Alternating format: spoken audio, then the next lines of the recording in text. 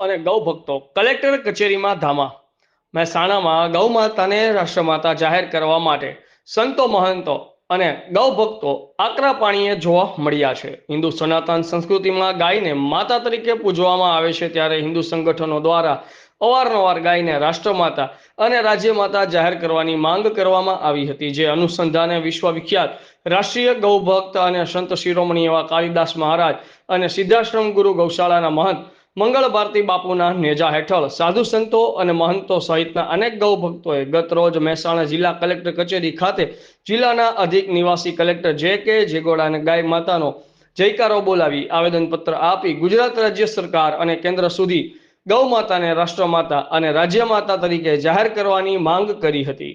Reporter Hiteshbhai Modi, ઇન્કલાબ news, Mehsana. છે ને આપણે વાતો કરીએ છીએ ખાલી આપણી હિન્દુત્વની સરકાર। બરાબર, તમે સરકારને એક અલ્ટિમેટમ આપ્યું છે કે જો કતલખાના બંધ નહીં થતો અને સરકારને ખ્યાલ ના હોય તો અમે કતલખાના એમને બતાવીએ। હા, અમારી પાસે બધાના નામ સાથે સરનામા સાથે બધા જ એડ્રેસ છે। કોઈને કદાચ જો એવું હોય કે ભાઈ અહીંયા આગળ છે કે નથી તો અમે આપવા માટે તૈયાર છીએ। આપણી સમક્ષ સેવા ગાય માતા માટે લડત લડનારા એવા કાલિદાસ બાપુ પાસે, તો કાલિદાસ બાપુ જણાવશો કે આ રેલી તમે ક્યાંથી નીકાળી છે, કયા ઉદ્દેશથી નીકાળી છે?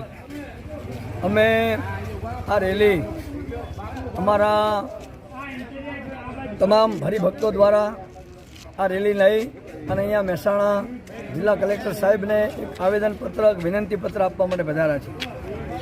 અમારો આશ્રમ છે શિવશક્તિ ગુરુ ગૌધામ આનંદ આશ્રમ દેકાવાડા, બનાસકાંઠાની અંદરથી ઉપરથી અલગ અલગ એરિયાઓની અંદરથી આજે અનેક ગૌ ભક્તો આવ્યા છે, અનેક સાધુ સંતો પણ અહીંયા ઉપસ્થિત રહ્યા છે। અમારો એક જ હેતુ છે કે ગૌ માતા રાષ્ટ્રમાતા અને ગૌ માતા રાજ્ય માતાનો દરજ્જો મળે અને ભારત વર્ષની ધરતી ઉપર ગૌ માતાનો લોહીનું ટીપું પડવાનું બંધ થાય। બાપુ, અગાઉની તમારી શું રણનીતિ રહેશે? અગાઉની રણનીતિ હવે એ છે કે હવે અમે વર્ષોથી આ માટે લડાઈ લડી રહ્યા છીએ, વર્ષોથી।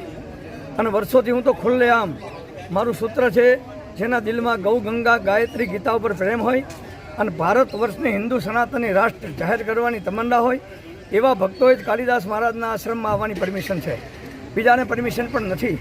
તો આપણી હિન્દુવાદી સરકાર પાસે એક જ ઈચ્છા છે કે ગૌ માતા રાષ્ટ્રમાતા જાહેર થાય, અને જો જાહેર કરી દેશે તો એમને દિલ્હી છોડીને પ્રચાર કરવા જવાની જરૂર પડશે નહીં। અમે બધા એમના માટે બેઠા છીએ અને આ વખતે જો કોઈ ગૌ માત की सेवा करेंगे वही भारत में राज करेंगे।